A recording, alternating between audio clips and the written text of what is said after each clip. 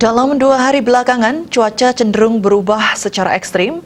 Tiba-tiba panas menyengat, kemudian mendung disertai angin bahkan hujan gerimis melanda.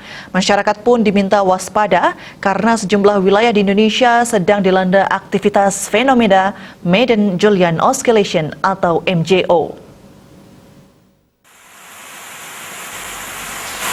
Menurut Deputi Bidang Meteorologi BMKG Guswanto, dalam siaran persnya Senin 10 Mei 2021, fenomena MJO teramati bersama dengan aktifnya fenomena gelombang ekuatorial lainnya, seperti gelombang Kelvin dan Rossby ekuatorial.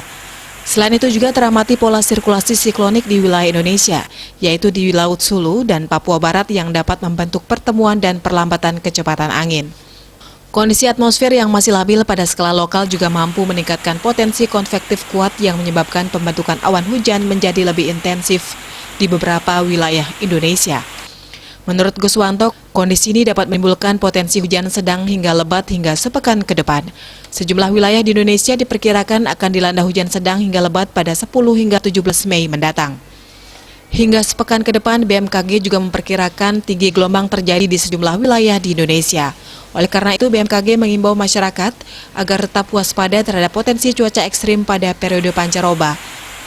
Dengan gejala hujan secara sporadis, lebat, dan durasi singkat, disertai petir dan angin kencang bahkan hujan es. Hal ini berpotensi menimbulkan bencana hidrometeorologi berupa banjir, banjir bandang, tanah longsor, angin kencang, dan puting beliung, terutama untuk masyarakat yang berada dan tinggal di wilayah rawan bencana hidrometeorologi. Bali Post melaporkan.